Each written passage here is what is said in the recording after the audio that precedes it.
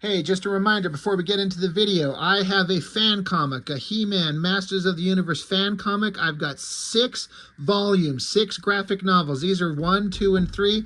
I have 4, 5, and 6 available as well. They're graphic novels, each one. A fan story that I come up with years ago and just decided to make, and spent several years doing it and just kind of got out of control. And I just ended up making 6 graphic novels of the whole thing, and I have them available, and if you're interested, hit me up. I also have a sketchbook available, black and white figure drawings, female figures, some adult content in there, just a sketchbook that I put together. And also something I keep forgetting to mention to anybody is that I have copies of this series. It's called Ghost Agents. This is a series, you can Google them and find out who and what they are, but they had me contribute to one of their books, this book, and I did a 6-page, 8-page story. I can't remember what it was. Inside here, it's a beautiful newsprint. I've never thought I'd ever have the opportunity to see my work printed on beautiful newsprint.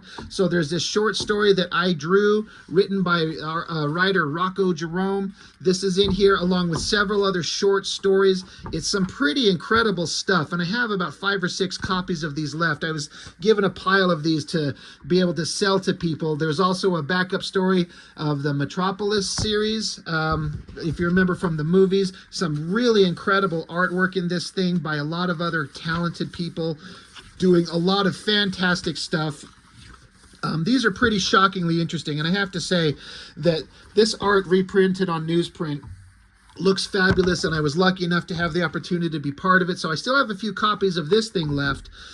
So if you're interested in any of these, message me on Instagram, on Facebook, anything, and hit me up, and we'll see about getting you a copy of these things. So that is all I've got for now, so on to the video. Hey, thanks for joining me. We're going to look at the final chapter. It's part 5 or 6? X-Factor, X-Force, Uncanny X-Men, regular X-Men, Wolverine. So part 5, right. I should look this shit up first. I've lost count. The final part, the final chapter to Fatal Attractions, which I feel is like overall been a pretty good story. I've heard from several people how this storyline was kind of the end or the start of the end of their kind of interest in X-Men. And in a way it was for me too.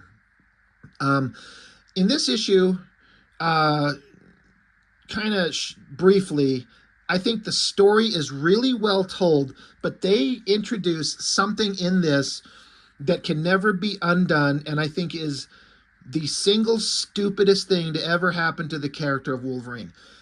Wolverine at this time was, and probably still is, my favorite character in all of comics.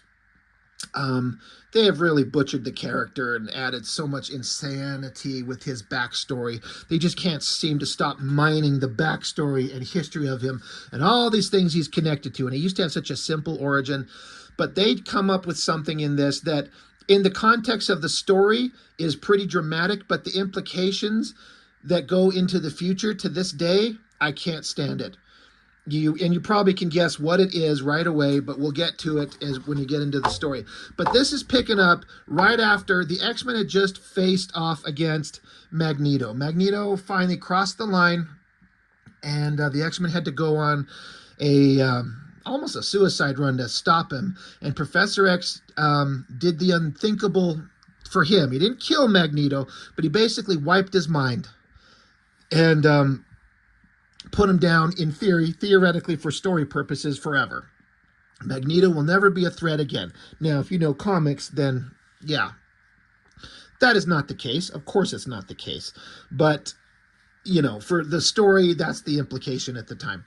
But before he did that, as we all know, Magneto pulled all the adamantium out of Wolverine's body.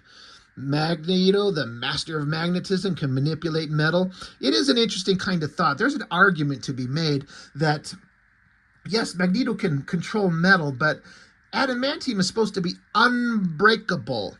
And while Magneto didn't exactly break it, he pulled it out of Wolverine's body like it was Play-Doh. You know, they implied it took quite a big effort.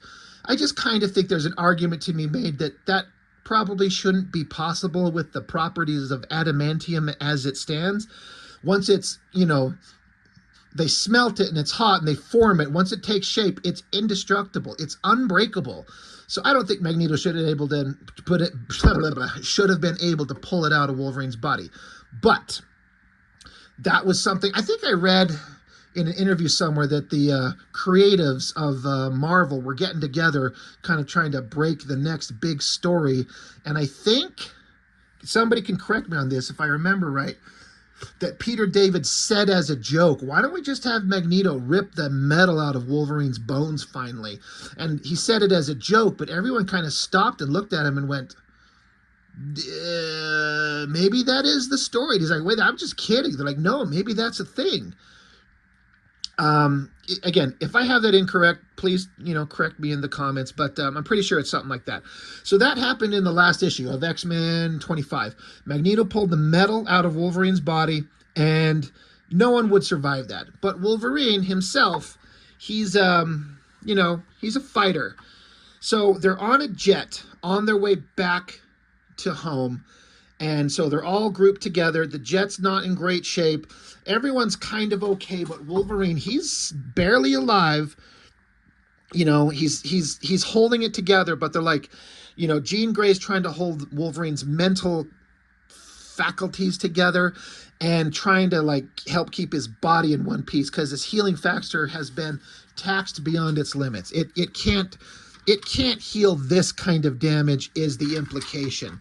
So, as is the case with many an X-Men book, we get inside the head of the characters and see a bunch of hallucinations of shit that's been going on. So we see bits and pieces of the past of Wolverine fighting Sabretooth, Lady Deathstrike, all kinds of insanity to kind of, for lack of a better way of explaining it, to pad the book out, to get to the end of the story. We're going to have some hallucinations about Wolverine and the adamantium and who he is and how he became Weapon X and what all this stuff is. Why is there fish and a melting clock?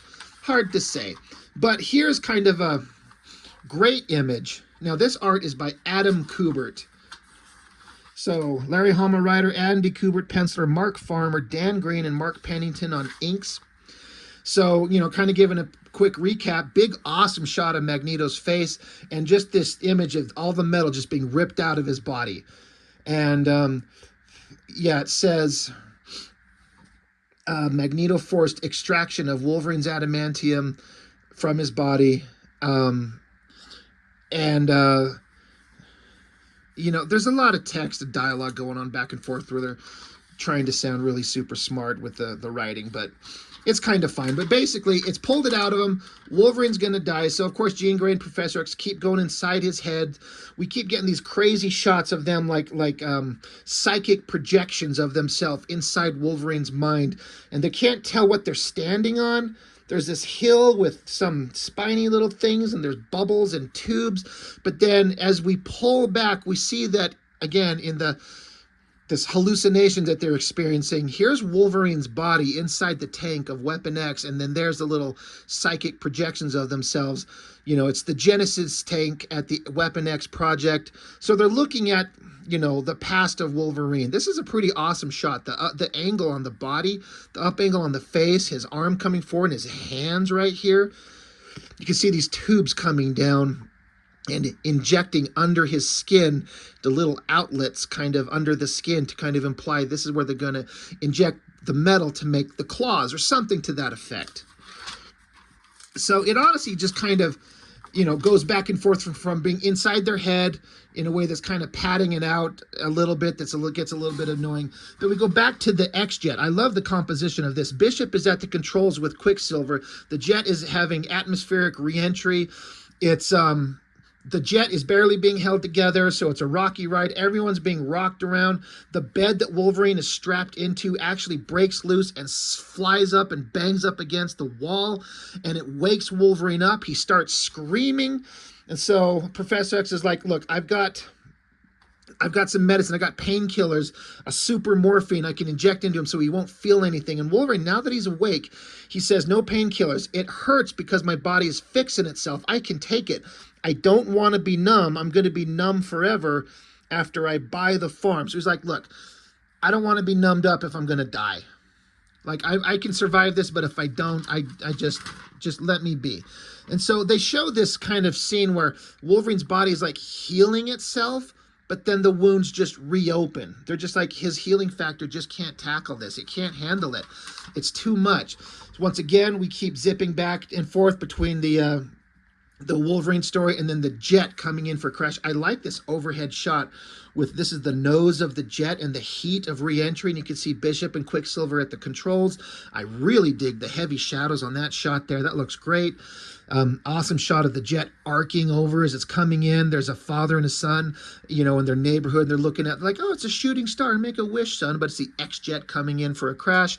They're radioing into the X-Mansion. Like, we're coming in. We need medical setup when we land. You know, this is bad. Jubilee's freaking out. Like, what's happened with Wolverine? Is he okay? Is he okay? The controls on the jet are freaking out because the plane is under serious stresses. The glass is cracking, the controls are popping, the jets actually start spiraling in. Like in any real world situation, this jet wouldn't handle this landing. You know, this thing's gonna become a fireball and streaking across the sky as little flaming bits. But you know, when you got mutants there, Quicksilver can use his super speed to control all the bits and pieces of the jet faster than any human could. Thank God he's there. But again, they're worried about, they're trying to, so I appreciate the drama of Wolverine's on the verge of death, and they're trying desperately to keep him alive. They're like trying to mentally keep his mind stable. They're trying to help his body heal, but they're on this jet that's like shaking and bumping and rattling around. It's the worst possible scenario that they could be in because the jet could blow up. They could barely keep it together, but Wolverine keeps getting jostled around. The whole thing just sucks. It's a terrible situation. And I remember reading this going, this is pretty dramatic. And Andy Kubert's drawing a great re-entry scene. Like there's multiple pages of this jet just coming in, just streaking across the sky in multiple places, spinning out of control, the heat blowing off it. Like it all looks great. Like in fact, part of the control surfaces of the jet start coming off. And so, you know, Jean Grey has to keep everything held together with her mental powers, keeping the Blackbird together with her telekinetic powers. She stabilizes the jet. The rest of the X-Men can just do nothing but basically sit and wait to see if they can land it. They're trying to hold on to Wolverine. You know, it's just panic. What are we going to do? And then we get some flashback scenes of, you know, in Wolverine's head again of the Weapon X, and it's some horrific imagery, another horrific image of Magneto there. So we're in his head experiencing the state of his mind.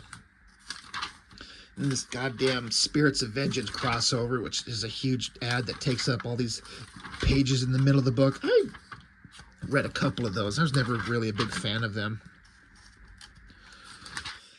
But anyway, all this weird shit's going on. Like, we're just trying to get to the point of it.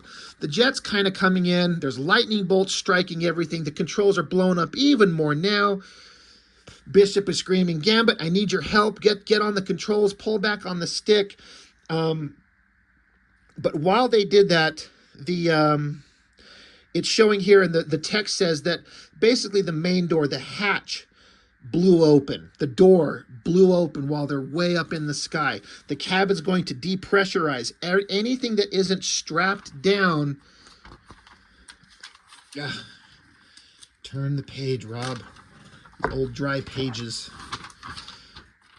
So anything that isn't strapped down is going to get sucked down. So we get this symbolic imagery of Wolverine's body, his soul being sucked into the light. And Wolverine's spirit, his mind, his body, whatever, sees this glowing blonde angel. And he's like, it's Illyana. If you remember, she died very recently from the legacy virus. And the implication is that she's reaching out for him. And he says, I'm ready to go.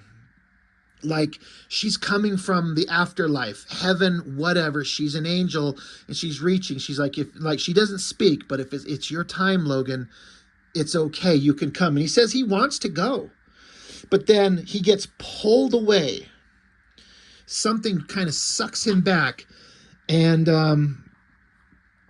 the hatch is Jean Grey seals the hatch with her mind. She holds it down with her mind there.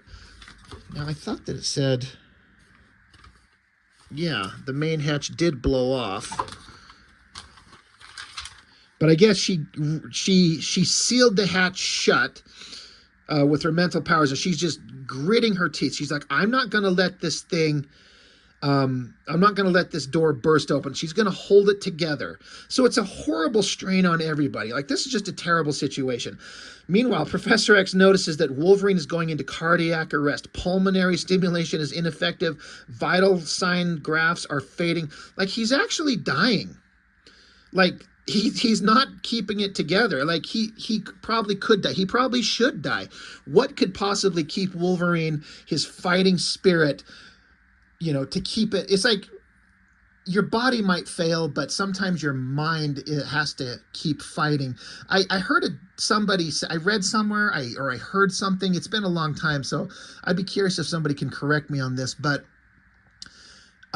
something to the effect of where doctors have said the people who get like heart transplants, something to the effect of like they have to believe they're going to survive. If they know they can and they believe that they'll survive, they have a greater chance of success than people who kind of give up.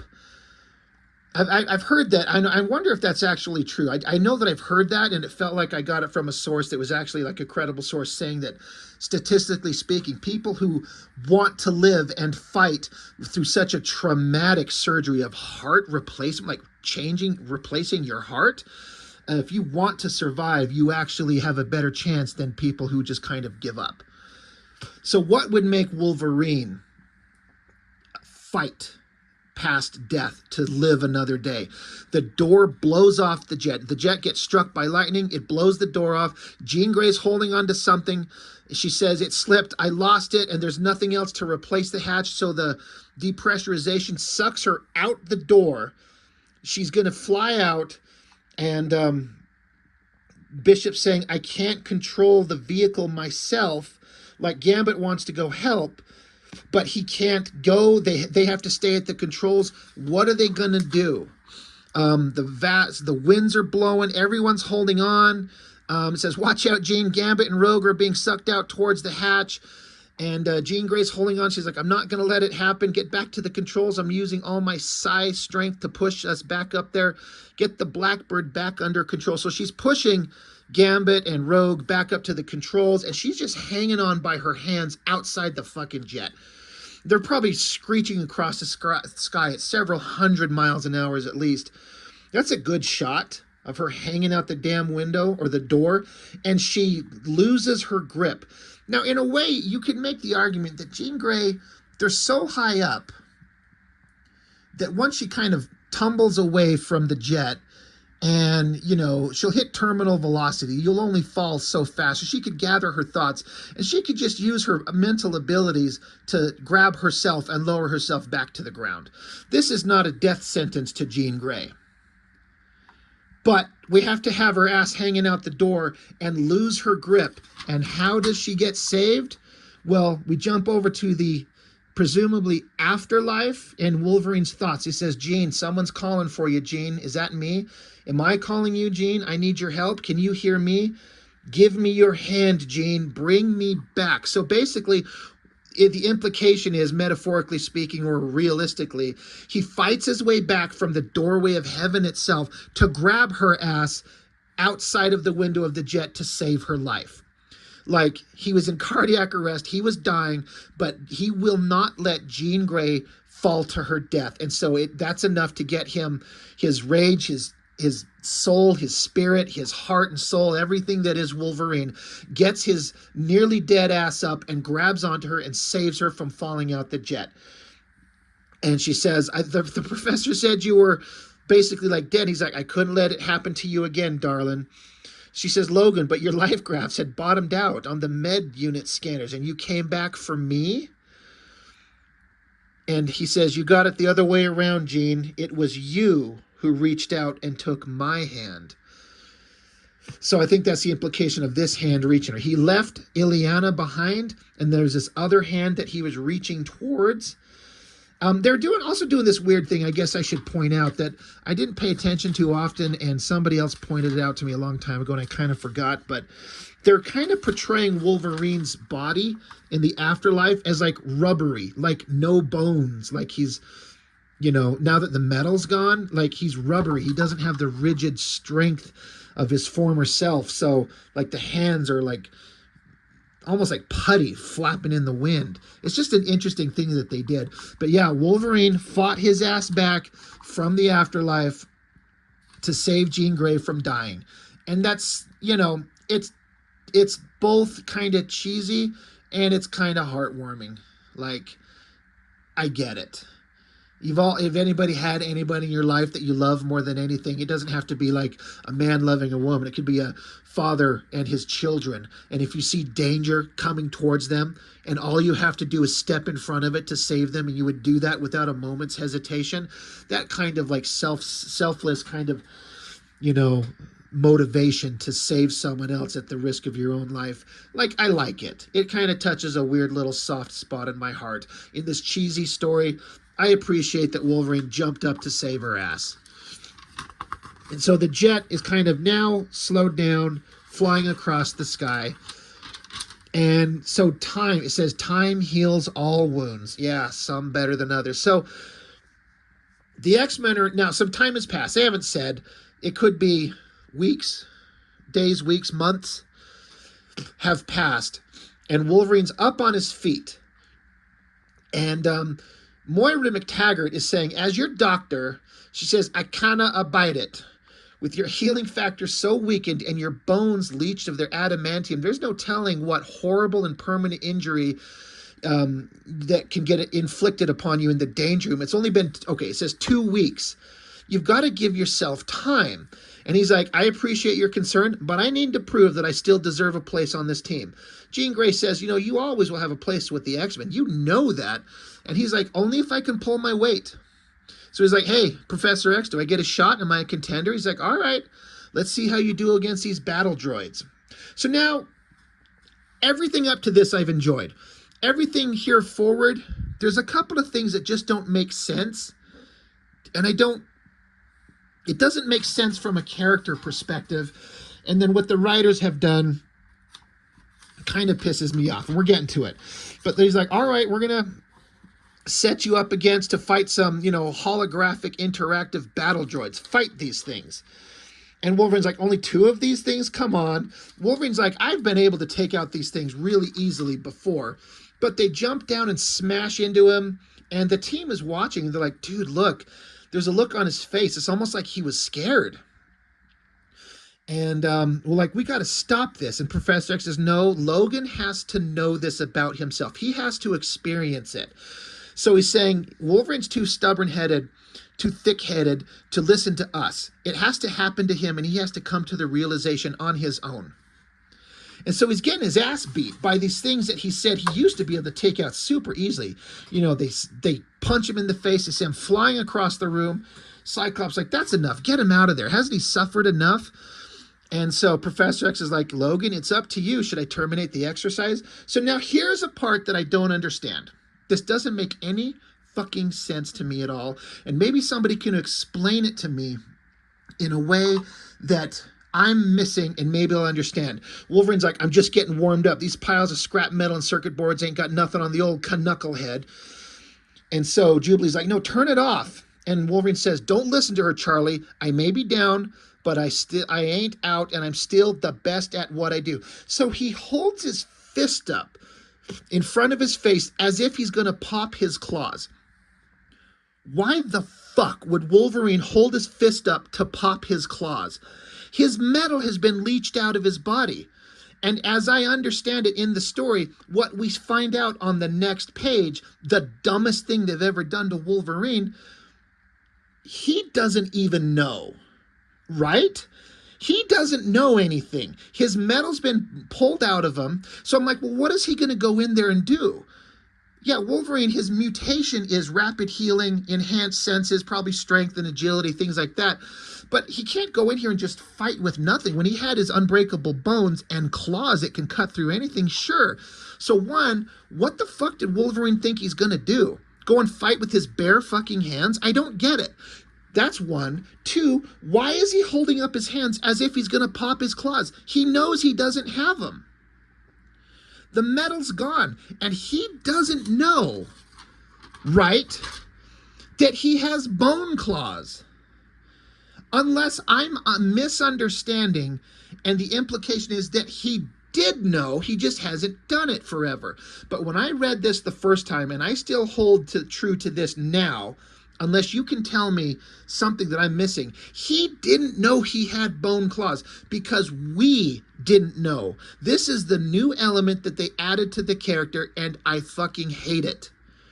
The text says, his claws, they're bone? How can that be? Get down there. Get him to retract them. Stop the bleeding. Shut down those battle droids. I should have suspected. We need sutures. Of course, if the adamantium was leached, what about his healing factor? His healing factor used to close the wounds. You're like, well, I mean, every time he like everyone's just yelling at each other. They're trying to understand what we've just seen. I hate this. Not from a story perspective. It's shocking and it's weird and it's a crazy revelation, but I am firmly in the camp, and I will die on the hill of bone claws are fucking stupid. It's just so dumb. One of Wolverine's defining characteristics are the claws come out of his hands. Yes. But it's always been, before this moment, that Wolverine was a mutant that was found by the Canadian government. He has a rapid, super advanced healing factor, and he's got like enhanced animalistic type qualities, sense of hearing and smell and taste, and, you know, he's strong. So, but with that advanced super healing, he can withstand all kinds of injury and different procedures. And so they're like, hey, here's the perfect candidate to do this new procedure that we're going to attempt. We're going to take this magical material, adamantium, and graft it to his skeleton because his healing factor will allow him to survive it and live with it. And if he does, that makes him so sturdy, so strong. And then the implication was that they put claws inside his forearms, razor sharp claws of this material that's indestructible and can cut through anything. And they can be completely concealed within his body. So now he's got the perfect weapons. He's the perfect weapon, Weapon X. And it makes sense for them to do that procedure on him because of his healing factor. Why the fuck are there bone claws? It's like, the metal didn't coat the bone claws because his metal claws are flat blades.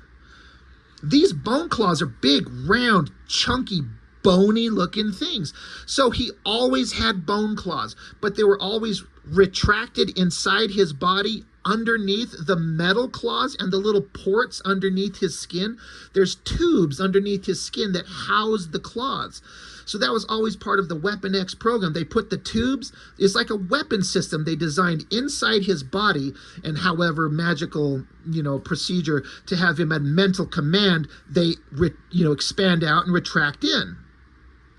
Why are there bone claws in there or underneath it and no one saw it, no one knew? I fucking hate it. It's so stupid and it can never be undone. It's part of his character forever.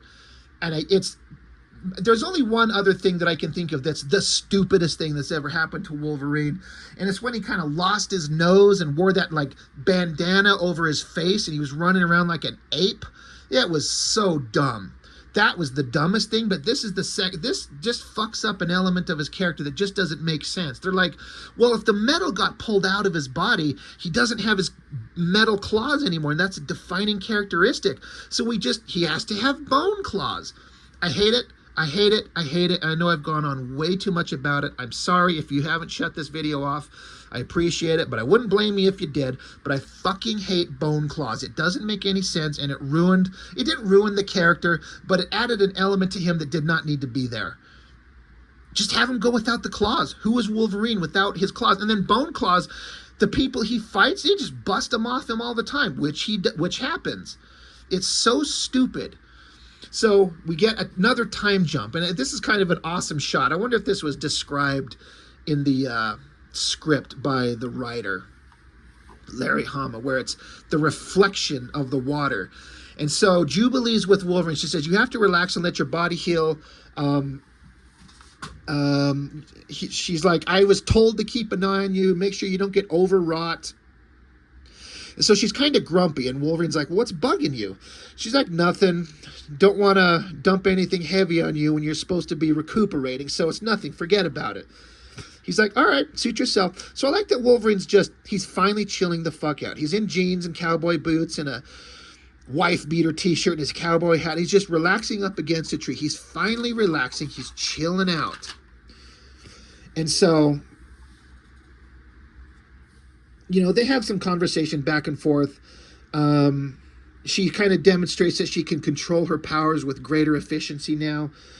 And so Wolverine's like, and he's like, you chose me to have a heart-to-heart about it. He's like, darling, there's things about myself I ain't got clue one about. Like right here, he says, like, if these claws of mine are bone, then I must have been born with them. Fuck that. I hate it. It's stupid. He says, how come I can't remember them before they were bonded with adamantium? How come I always thought they were implants, right?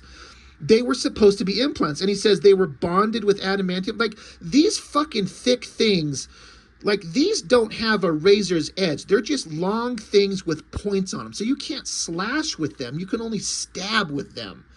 But these things were not covered with metal. It doesn't make sense. That doesn't look like the flat blades could not have covered these things. So these were always retracted, and then the metal ones come out. But he's like, I didn't know I had them. I was born with them. How come I don't remember them? How come I always thought my metal claws were, implants? She's like, well, how can your hands heal if you keep popping them out? He says, I pop them out a few times a day, keeps the channel open like pierced ears. So she's like, so it stopped hurting? He's like, nope.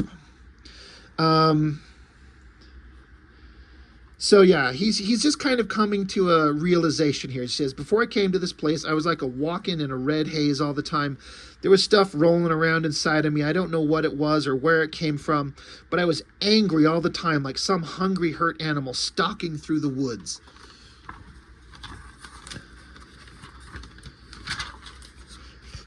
And then he says, I came here. It was like coming home.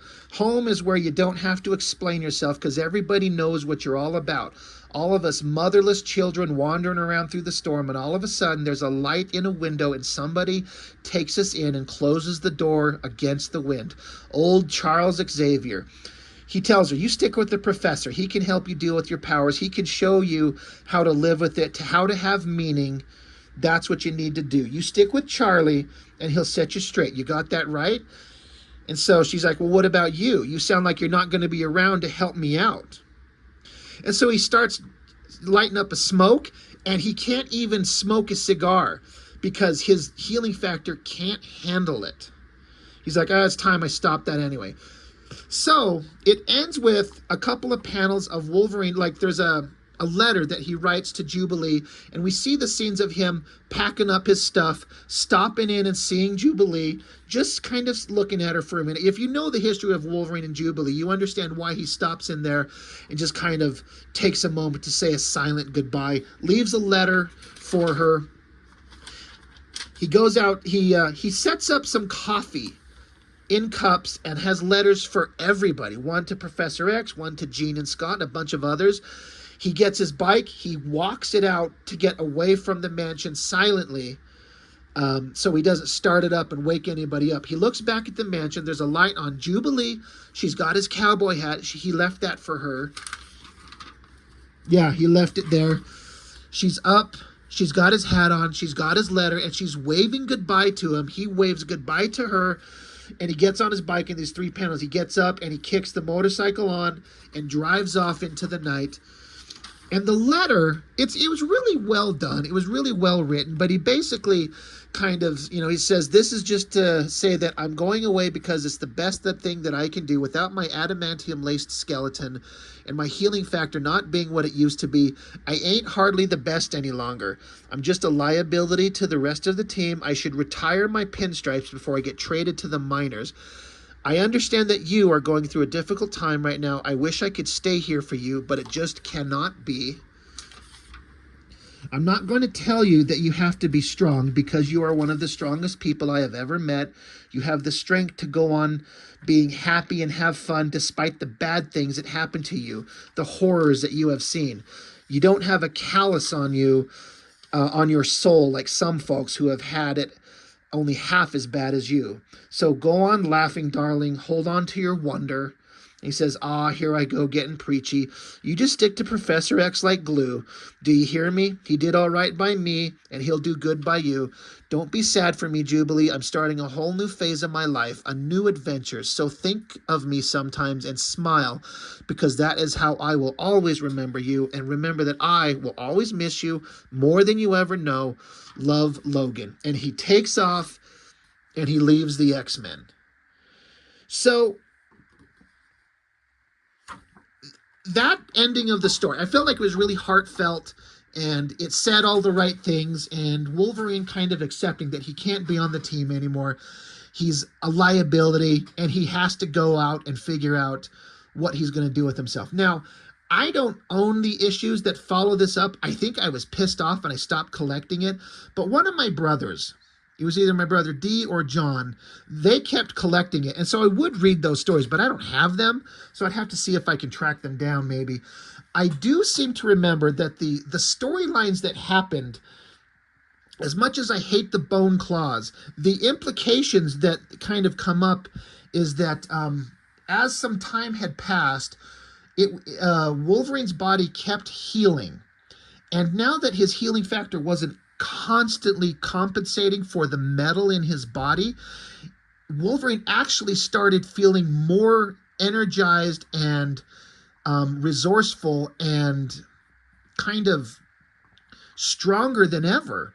He doesn't have the metal or the metal claws, but he got quicker, he got faster. There's even a point where he turned and looked at somebody and says, I'm beginning to enjoy this, because his healing factor was working at full strength. Before, it was only working at like partial power, because he's always trying to, is the constant state of compensating for the adamantium in his body.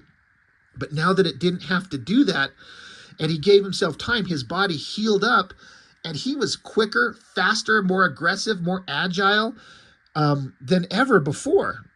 And that was actually an interesting point. And I remember one of my brothers saying, I'm actually kind of enjoying these. They're actually doing something interesting with it. But I've only ever read those books once, years ago when they were made. So I'll have to see if I can't track them down. So that is a good way to take the direction of the book. I don't have a problem with the dramatic change on Wolverine of ripping the metal out of his body and making him lose the claws. But bone claws, I think, are stupid, stupid, stupid. I'd rather see Wolverine just not have claws. Maybe he gets some kind of device he just straps to his hands with blades because he's just so used to fighting that way. But bone claws are stupid. Stupid, stupid. But the rest of it, I kind of thought was pretty good. So, all in all, as is the case with the Marvel X-Men comic, lots of words, lots of drama, lots of kind of hokey things going on. But I feel like they told the story pretty damn well. And they hit a lot of the emotional beats that were important. And so as the final chapter to Fatal Attractions, kind of hinging on the fate of Wolverine and where he's going to go into the future, it was pretty well done. And I have to say, again, this kind of marks my end of reading X-Men comics in real time to memory. I think I gave up reading all of them. Yeah, I know like I said, I didn't collect Wolverine, but one of my brothers was. So I did get to read them, but I can't tell you what happens in X-Men post issue 25 or, a few issues past this. I kind of was done. And I think part of it was also assisted by the fact that at this point I was, balls deep into Image Comics, being disappointed by the shit they were making. But this is, God, holy shit, is that microscopic text. I'm trying to read. It says 1993, I want to say, November of 93, so almost 94. So Image Comics was in full swing, and I was more interested in collecting all those books, or as many as I could afford. And Marvel, they changed so many things. I was kind of just not interested in the X-Men anymore. But in a way, this kind of marks the end of my reading X-Men on the regular. I would pick up some things here and there. I'd read bits and pieces. There's the Age of Apocalypse and things like that. But I was my brothers were collecting them, and I was reading their copies. I was done buying them. I was kind of done with the X-Men, and it's kind of unfortunate because I got a lot of joy. I mean, I love the X-Men at their prime, at their peak in terms of cultural relevance and popularity. You know, the best version of X-Men is the Claremont John Byrne era from the late 70s, early 80s. That's the best X-Men. But this is kind of my version of them, and I was done. It was time to move on because what else was going to happen? Like, now I did pick up some things here and there. There were some runs by some creators, and I'd collect those, but it was kind of it was sporadic reading, like gaps, and then I'd read a few here, and then there'd be gaps, and I'd read a few there. But from this point before, I was reading it nonstop, and it was a fun era. It's a defining kind of stuff uh, from my childhood, but it was over. So anyway, I had lots of thoughts on this thing, obviously. Let me know what you think. Am I being way overly dramatic about the bone claws thing? Because I fucking hate it. But let me know, what were your thoughts on this when it happened? And of course, with the metal being removed, you know it was only a matter of time before it goes back in. But I have to say, I think Marvel kept it out of him for years, 2 or 3 years at least, something like that. He had the bone claws for a long time, and I don't even remember how it got put back into him. Again, I was so out of touch. You know, I somehow at some point, some way, somewhere, the metal was back in him, and he had his metal claws, because that's Wolverine. Everything hits reset eventually, like I've said. And that's why these corporate comics, I've mentioned, like, there's a finite life on them, because they eventually just hit reset and you start right over, and it's like nothing is permanent. And I get it. It kind of has to be that way, but it kind of makes, for me as a reader, at a certain point, you just have to be done. And I was. So anyway, Wolverine number 75. That's all I've got for this one. Thank you for watching. I appreciate it. I'll see you next time.